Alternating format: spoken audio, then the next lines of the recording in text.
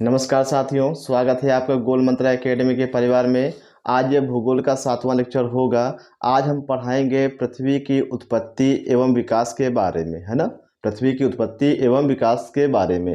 तो इसमें दो मत है विद्वानों के। एक आपका आरंभिक है और एक आपका है आधुनिक। जो हम यहाँ लिख रखे हैं ये आपका आधुनिक विचारधारा है।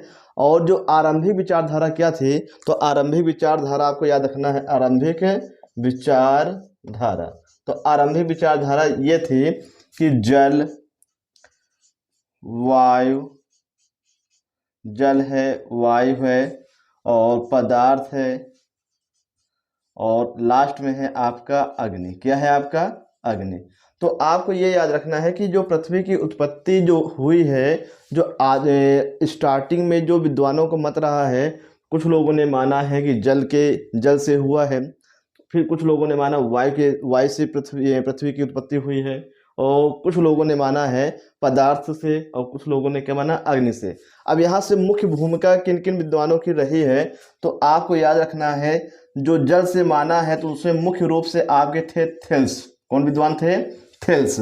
वायु से जिन्होंने माना है इन्हीं के शिष्य हैं एनेक्जीमेंडर। कौन है?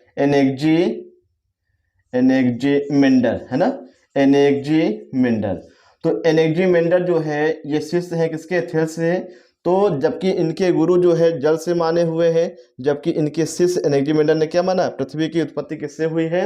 वायु से हुई है। और एनेक्जीमेंडर वही है जिन्होंने विश्व का मानचित्र बनाया। क्वेश्चन आएगा कि विश्व का मानचित्र सर्वप्रथम किसने बनाया, तो आपको याद रखना है एनेक्जीमेंडर ने। किसने बनाया है? एनेक्जीमेंडर ने। और विश्व के मानचित्र पर भारत को टॉलमी ने दर्शाया है। किसने? टॉलमी। तो दो नाम आपको याद रखना है, एनेक्जीमेंडर और टॉलमी। तो एनेक्जीमेंडर विश्व का मानचित्र बनाते हैं और टॉलमी क्या करते हैं? विश्व के मानचित्र पर भारत को दर्शाते हैं। पदार्थ से जो माना गया, पास से पदार्थ हो गया, पास से पाइथागोरस प्रमेय, है ना। जो पाइथागोरस जो आपके थे इन्होंने पदार्थ से माना। किससे माना है? पाइथागोरस। तो आप लोग पढ़े होंगे मैथ में पाइथागोरस प्रमेय, है ना। कर्ण का स्क्वायर बराबर लंब का स्क्वायर प्लस आधार का स्क्वायर, इसको आपने पढ़ा होगा। वही पाइथागोरस है। इन्होंने क्या माना है कि पृथ्वी की उत्पत्ति किससे हुई? पदार्थों से हुई। किससे हुई है? पदार्थों से हुई है। अग्नि से किसने माना है?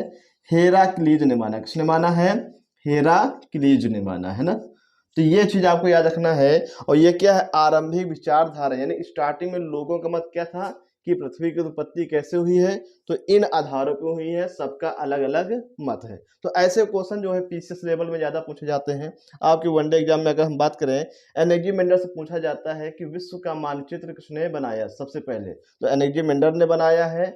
और विश्व के मानचित्र पर भारत को किसने दर्शाया, तो टॉलमी ने दर्शाया है ना। अब ये देखिए, ये जो आपके लिखे हुए हैं ये आधुनिक विचारधारा। ये क्या है आपका? आधुनिक विचारधारा।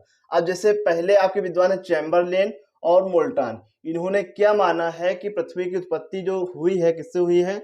जो परिकल्पना दी है ग्रहाणु परिकल्पना।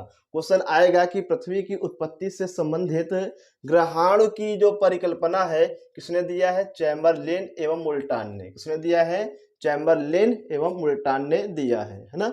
फिर दूसरा देखेंगे ज्वारीय परिकल्पना। तो ज्वारीय परिकल्पना किसने दिया? जेम्स जेम्स एवं जेफरी ने।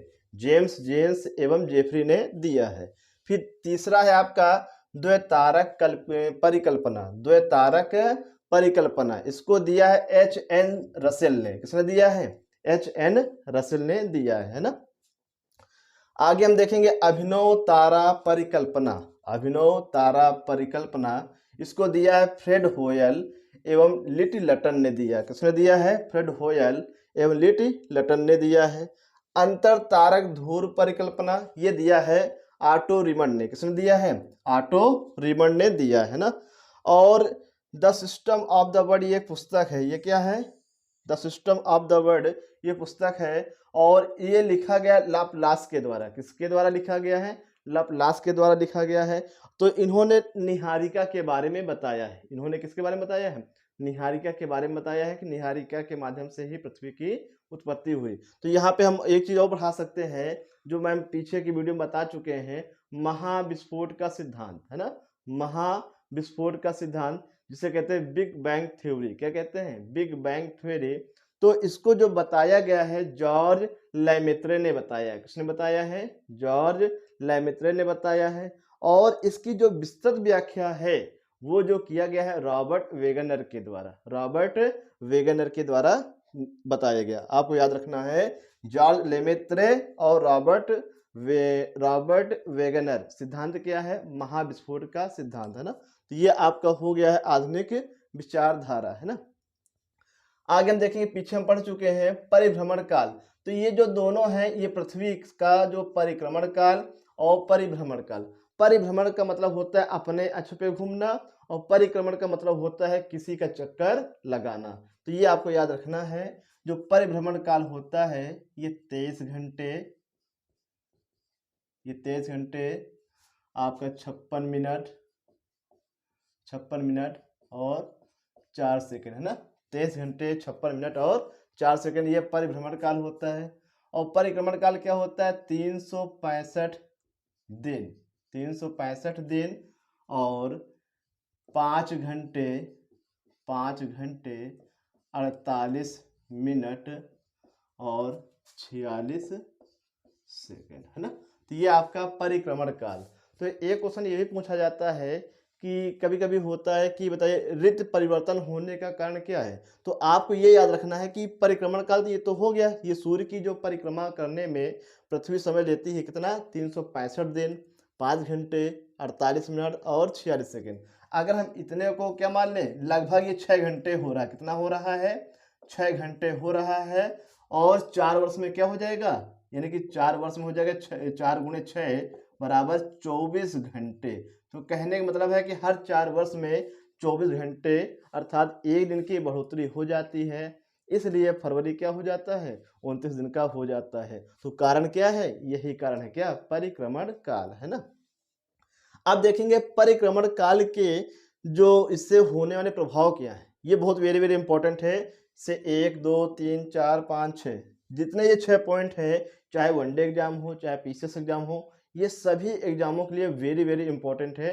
इसको आप क्या है इंपॉर्टेंट कर लेना, है ना। तो यहाँ हम देखेंगे दिन रात का छोटा और बड़ा होना, है ना। तो दिन रात का छोटा और बड़ा होना किसके कारण है? परिक्रमण काल के कारण। किसके कारण है? परिक्रमण काल के कारण। इसे वार्षिक गति भी कहते हैं। क्या कहते हैं? वार्षिक गति। लिख लेंगे हम लोग, इसे वार्षिक गति भी कहते हैं। किसका? पृथ्वी का। वार्षिक गति। तो इसे वार्षिक गति भी कहते हैं। वार्षिक गति के कारण या परिक्रमण काल के कारण दिन रात का छोटा और बड़ा होना, है ना। आगे हम देखेंगे ऋतु परिवर्तन, है ना। तो ऋतु परिवर्तन किसके कारण होता है? ये भी परिक्रमण काल के कारण। फिर आगे हम देखेंगे कर्क मकर रेखा का निर्धारण, है ना। कर्क मकर रेखा का निर्धारण, है ना। इन्हीं से हो जाता है कर्क संक्रांति, मकर संक्रांति और विषु। ये घटना है, इनको हम अक्षांश वाले टॉपिक में पढ़ेंगे अच्छे से, है ना। अक्षांश और देशांतर रेखा हम पीछे पढ़ा चुके हैं, टॉपिक में आप देख सकते हैं, लेकिन हम फिर से भूगोल स्टार्ट कर रहे हैं।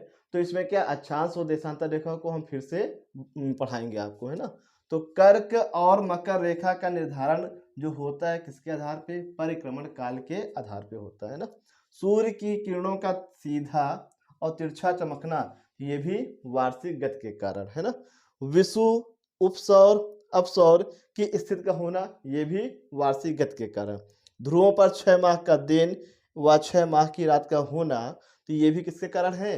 ये परिक्रमण काल के कारण। तो यहाँ आप इसको आप रट लेना और याद कर लेना, और ये अच्छे से आपको समझ में आएगा कौन सा? जब हम अक्षांश और देशांतर रेखा पढ़ेंगे, है ना। अक्षांश और देशांतर रेखा हम परसों आपका आ जाएगा ना। कल आपका आ जाएगा प्री कैम्ब्रियन कल्प, जैसे जुरासिक पीरियड वगैरह है, कल इसको पढ़ा देंगे। तो परसों आपका क्या आ जाएगा? अक्षांश रेखा। फिर उसके जस्ट बाद क्या हो जाएगा? देशांतर रेखा। बिल्कुल स्टेप बाय स्टेप आपका क्या है टॉपिक चलेगा, है ना। ये आपका हो गया क्या? परिक्रमण काल से संबंधित जो पॉइंट आपके बनते हैं। तो यहाँ से भी पीसीएस में बहुत पूछे जाते हैं, वनडे एग्जाम में भी पूछे जाते हैं। वनडे में सीधा सीधा यही पूछेगा कि बताइए ऋतु परिवर्तन होने का कारण क्या है। तो आपके ऑप्शन में क्या मिलेगा? परिक्रमण काल या वार्षिक गति आपको मिलेगा। कभी कभी ये भी पूछा जाता है कि बताइए निम्न में से ऐसी कौन सी घटना है जो परिक्रमण काल या वार्षिक गति के कारण नहीं होती है, या फिर उससे संबंधित नहीं होती है। आपसे फिर बता दें, इसको आप अच्छे से पढ़ लीजिएगा। इसको जब हम परसों पढ़ेंगे अक्षांश रेखा में, तो ये चीज़ें और अच्छे से क्लियर हो जाएँगी। अब कर्क रेखा क्या है, मकर रेखा क्या है, आप लोग अभी नहीं जानते हैं। और ये 23.5 डिग्री उत्तर को, ये 23.5 डिग्री दक्षिण को ही कर्क रेखा कहते हैं, मकर रेखा कहते हैं। क्यों कहते हैं? तो ये भी हम लोग जानेंगे कब? अक्षांश वाले में, है ना? तो बड़े अच्छे से उसमें समझाएँगे। अब देखिए, ध्रुवों पर 6 माह का दिन और 6 माह का रात का होना, ऐसे रट लिए। कारण क्या है, कैसे होगा, ये आपको नहीं पता है। तो जब आप अक्षांश रेखा वाला टॉपिक आप पढ़ लेंगे अच्छे से, तो ये जो बिंदु रखे हुए हैं, ये आपके दिमाग में क्या है, बिल्कुल एकदम छप जाएगा। क्या हो जाएगा? बिल्कुल याद हो जाएगा, है ना? तो ये आपका टॉपिक समाप्त होता है। बहुत छोटा-सा टॉपिक है, याद कर लेना, है ना? तो रोज़ाना की तरह आज भी हम आपसे क्वेश्चन पूछते हैं। आज आपको क्वेश्चन बताना है कि मराठा साम्राज्य में शिवाजी को जानते ही होंगे आप लोग, है ना? शिवाजी। तो शिवाजी के छोटे पुत्र का नाम क्या था? छोटे पुत्र का नाम क्या था? और दूसरा क्वेश्चन ये बताना है कि पानीपत के तीसरे युद्ध में, ये 1761 में हुआ है, आपको जानकारी होना चाहिए, मराठों और अफ़गानों के बीच में। तो इस युद्ध में मराठों की तरफ से सेना का नेतृत्व किसने किया है? ये आपको जवाब आपको कमेंट सेक्शन में लिख के बताना है। और एक चीज़ और कहेंगे, कमेंट सेक्शन में 1-2 लोगों को छोड़कर कोई जवाब नहीं देता, जो कि गलत बात है ना। वीडियो आपका कैसा लगा है, आप लोग अच्छे से लिखिए, पढ़िए। धन्यवाद।